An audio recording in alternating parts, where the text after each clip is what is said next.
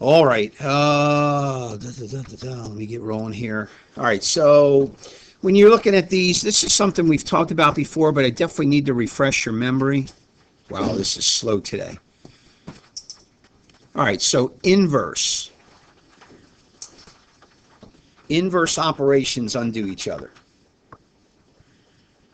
All right, so what we need to think about is what's the inverse of when you have squared things or square root things? Again, we've talked about this before, but I want to refresh your memory. So let's suppose we're solving an equation that has a variable squared. How do you ultimately isolate that variable? Meaning, get it all by itself on one side of the equal sign, and remember, it's got to be positive, and it's got to be to the first power. So how do you go from something squared to getting it to the first power? Well, you take the square root of it, right? Square roots undo squares.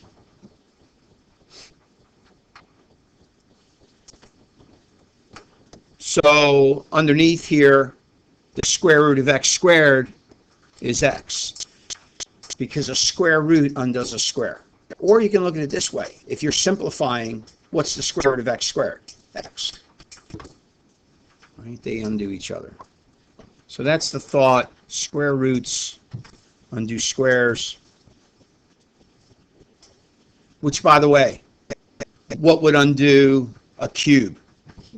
And a fourth would be a fourth root, and a tenth, something, a tenth power would be take the 10th root of it, right? Because they undo each other.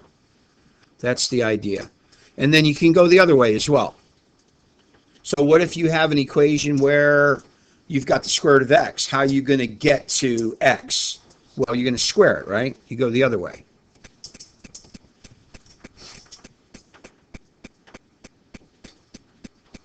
So the top example, the square root of x squared is x, and the bottom example, the square root of x squared is still x as well. Because squares undo square roots. You know, I could take time and we could convert the square root of x to x to the 1/2, right? And what's x to the 1/2 squared? X to the 2/2, which is x to the first is x, right? Again, squares undo square roots. Or you can do it square root of x times square root of x, right? Which is what? Square root of x squared, which is what? X. Any way you look at it. So again, squares undoes. What in the world? Oh, I know what I was going to say. Squaring undoes square roots. At least that makes the wording fit. Squaring undoes square roots.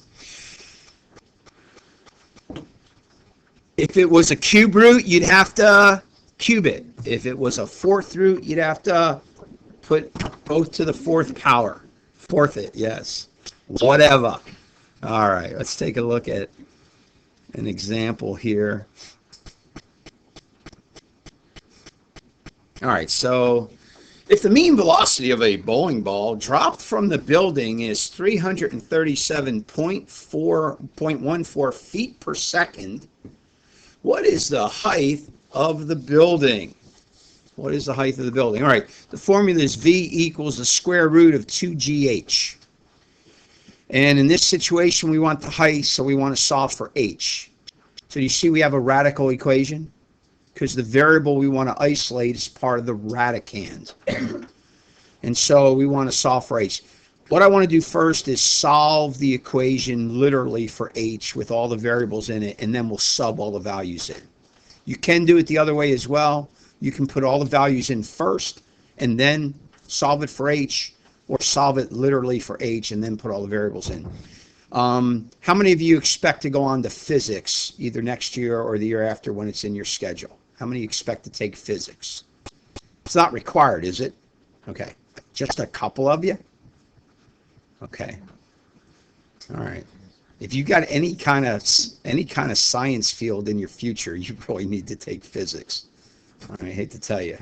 But anyhow, physics is all about really putting math to work. Physics is really all of the practical applications of why we learn math is basically physics.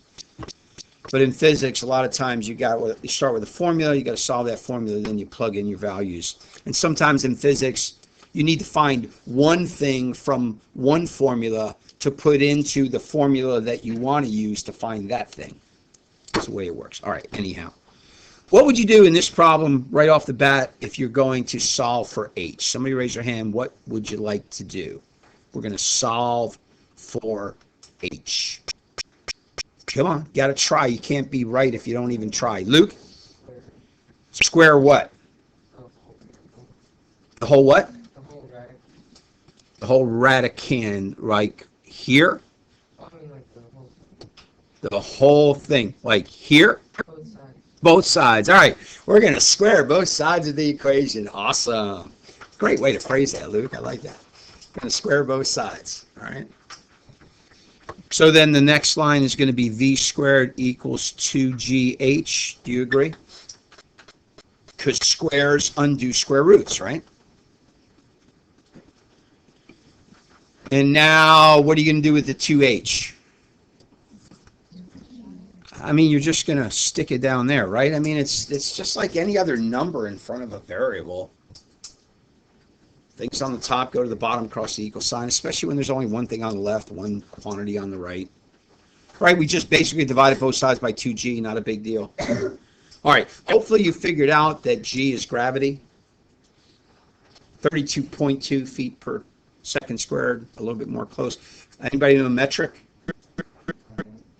I heard a 9. Not 9, though. 9 point what? Okay, usually 9.8. Meters per second squared is the metric system. All right, so from here on out, solving the problem is just subbing in the values. So I want you to go ahead and solve it.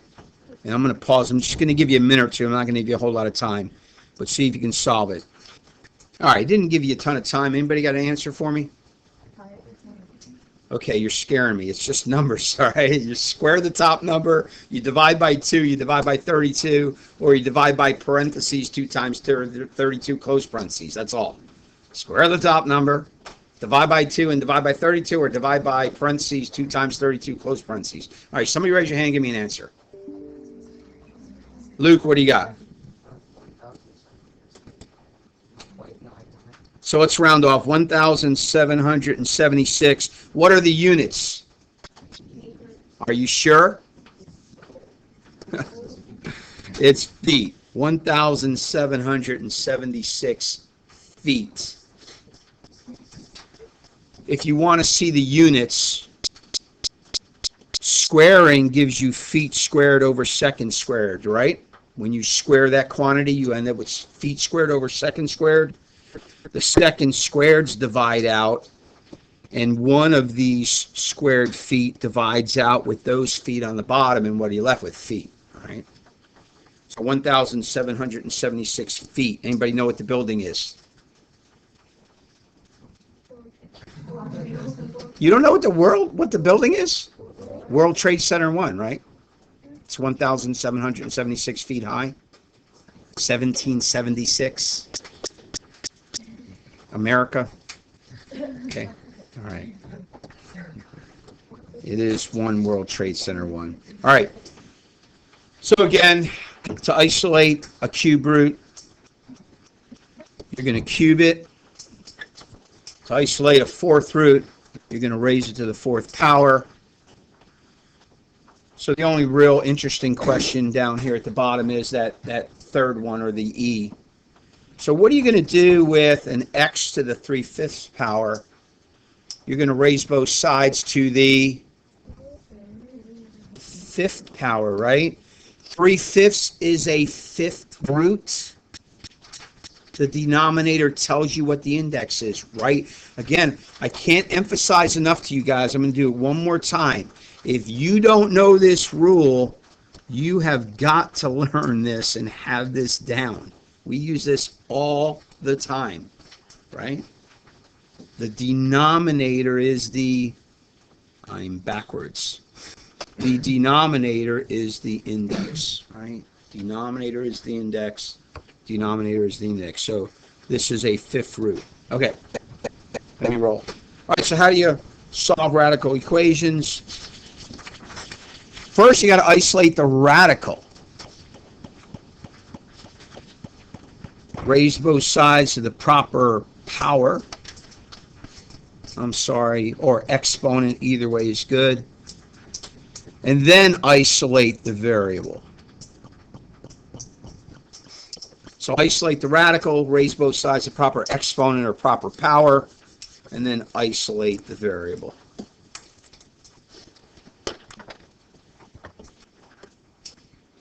Okay, so let's work our way through a progression and try to start easy and try to get a little bit more interesting as we go.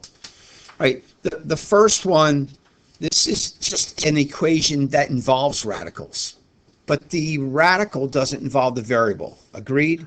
So it's just stuff we know what to do. Things added to the variable, you move by adding its opposite to both sides. So wouldn't we have a plus 3 times the square root of 6, right? We're going to move it to the other side. It's just some quantity. The value is like 7 point something or maybe 8 point something. It's just a number. And so now we're remembering how to add radicals. So on the surface, it doesn't look like they add, right? But we always have to be on the lookout to simplify. And so you're going to say, hey, a 24 is a 4 times 6. And we can take the square root of 4 and get 2.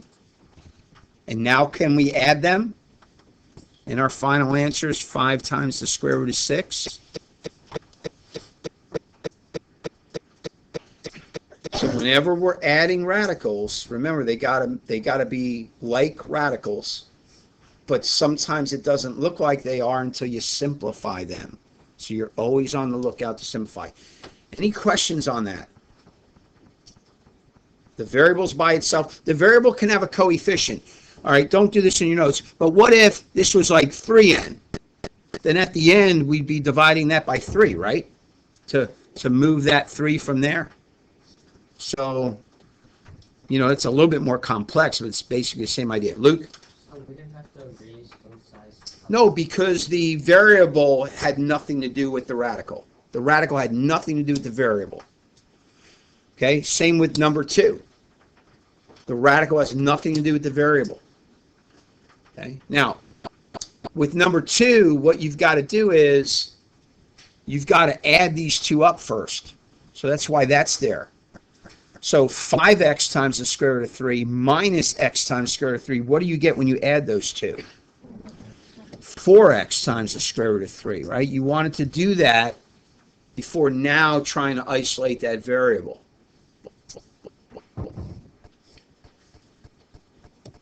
So now, what would you divide both sides by? 4 times the square root of 3, right? So that 4 times the square root of 3 goes on that side. Right? We're dividing both sides by whatever's multiplied times the variable. All right. Be careful when you divide out your 4s. You might want to put a 1 up top just to make sure that you're clear that there's something up there. Would we leave our answer 1 divided by the square root of 3? No, we got to do, what's it called to the denominator? Rationalize the denominator. So we'll multiply the bottom by square root of 3. Whatever you do the bottom, do the same thing the top. And this thing ends up square root of x equals square root of 3 over 3. Does that make sense? So again, both of those, the variable didn't involve the radical. And that's just straight algebra. We just move stuff. The next couple examples, though, now the variable's part of the radicand. Okay, so on 3, step 1 is to isolate the radical. Don't go squaring both sides until you isolate the radical. Because if you try to square both sides right now, you're going to have a mess because you're going to have 2 binomials on the left. You're going to get all kinds of junk. It'll be a mess. So you definitely got to move this 4 first. So you can add a negative 4 to both sides, right? And that's going to give you a 6 on the other side. Right? I added a negative 4 to both sides. Everybody with me? Okay, now we can square both sides. Square the left, square the right. Squares undo square roots, so you get the radicand, right? 3n minus 2 is the left. We all know 36 is the right. Now you're going to move your 2, right? It's going to be a 38. And now you're going to divide by 3, right? And 38 is a 2 times 19, so that's just going to stay 38 thirds, right? And that's the solution. Stuff we already know how to do. Just got to make sure that we isolate the radical first before we try to square both sides. So number 4, what would you do first? What would you move? Negative 12, right? So that's going to be a positive 12 on the other side. So that's going to leave me an 8. Again, if you have issues doing that in your head, then don't do it in your head. Show the step. Okay, are we now ready to square both sides? No, because we got to move you got to move that 2, right? And technically, the technical thing is divide both sides by 2, but we know we're just going to shortcut, divide the other side by 2, right? So now our right-hand side is a 4. And now the radical is isolated, and now we're ready to square both sides. Do you agree? So we're going to square the left, and we're going to square the right. So the left gives us the radicand, 2x plus 5, and the right is 16. And now it's just a simple algebra problem, right? I'm not even going to finish it. What do you get, 11 halves, right? 11 halves. Okay, so let's go on to the next as I try to progress and show you some different kinds of problems. Okay, so number 5 here, again, we've got the variable as part of the radicand. So we got to go through isolating it. So we're going to add a negative 18 to both sides, right? That's going to give me a negative 15. What would you do next? Divide by 5, right? And here I better clean things up. So I'm at negative 3 equals the cube root of 3n plus 3, right? And what would you do now? Cube both sides. Negative 3 times negative 3 is 9. 9 times negative 3 is negative 27. And the right is 3n plus 3. Add a negative 3 to both sides. That's a negative 30. Divide negative 30 by the 3 in front of the n, and you get what? Negative 10 equals n. So again, I move the positive 3 by adding negative 3 to both sides. I move the 3 times n by dividing by 3. And voila, we're there, right? Okay, you have 2 choices on number 6. You can either turn it into a radical and solve it that way, or leave it as an exponent. It's up to you. Just be careful. Does the 1/4 go to the 3? No, just to the x. If it went to the 3, we'd have used that parentheses. So it's 3 times x to the 1/4. So it's your choice. All right, if we do it with just the exponent, we're going to add positive 4 to both sides, right, and get a 6. We're going to divide both sides by 3, yes, and get a 2. And now what would you do to both sides? Got to go to the 4th power, right?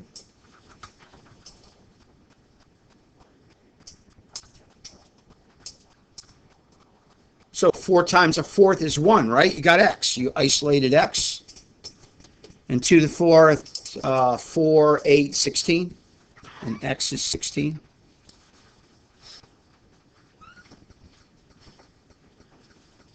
If you don't like the exponent as a fraction, change it to a radical and make it 3 times the 4th root of x. Move everything like we did, and then raise everything to the 4th power at the end. You'll end up in the exact same place if you don't like the fractional exponent. But look, here's the key on the fraction. This is why I put it in red. It's all about the denominator. You gotta raise it to the power of the denominator because the denominator is the index. It's that root. Okay? Everybody all right on that? All right, let me hustle a little bit here. All right, B, raising both sides to any even power might result in extraneous solutions.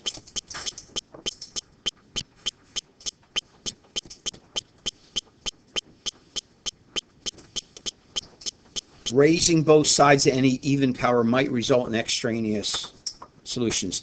And here it is in a nutshell. All right, if I add a negative 15 to both sides, I end up with negative 6, correct? Can I take an even power, an even index of a radical and get a negative solution? I can't. Okay, so the problem is, if I squared both sides, I'm going to get n equals what? 36. Does the square root of 36 equal negative 6? No, the square root of 36 is positive 6. So it doesn't work. This is extraneous. Because it's an even power, and I'm trying to take the root. I have an even root of a negative result. That's the condition. When that happens, it's going to be extraneous. It happens there on this one. And I got to go fast.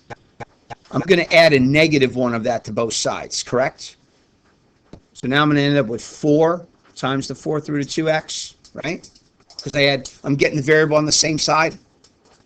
I add its opposite, and I'm going to move the 7. So now I have negative 2. And then I'm going to move the 4. So I have negative 1/2. But guess what? It's an even power. So I'm not going to go any farther. It's extraneous. It doesn't work.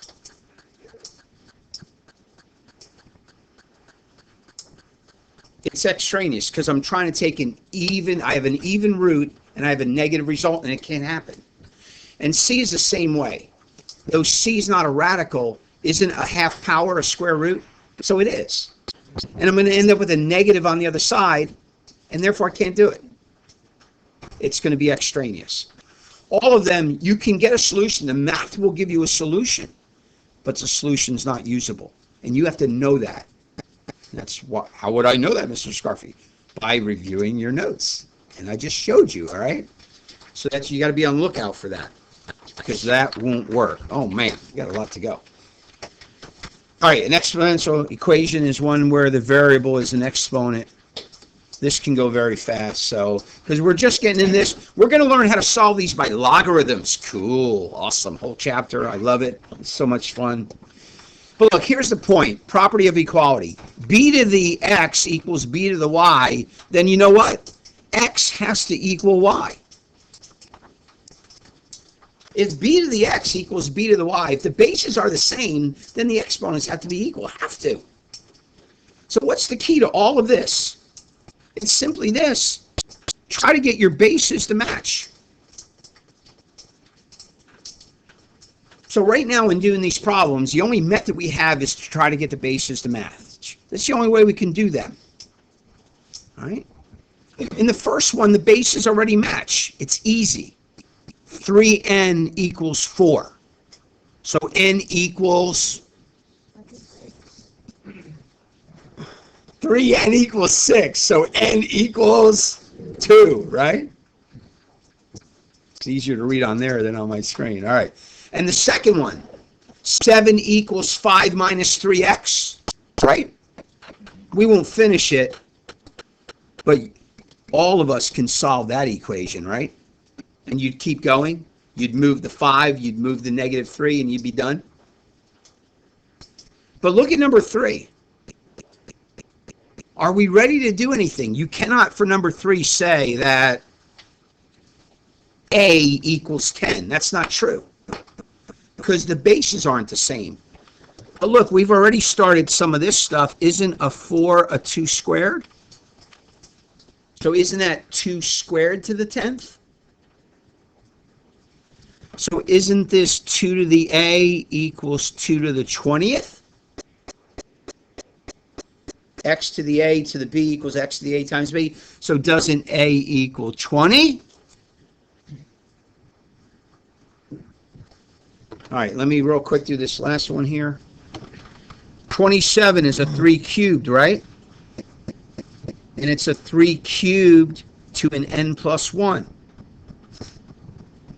So it's 3 to the 3n plus 3, right? Distribute the 3. And oh, I don't know why you guys with negative exponents have trouble, but this is a 3 to the negative 5th, right?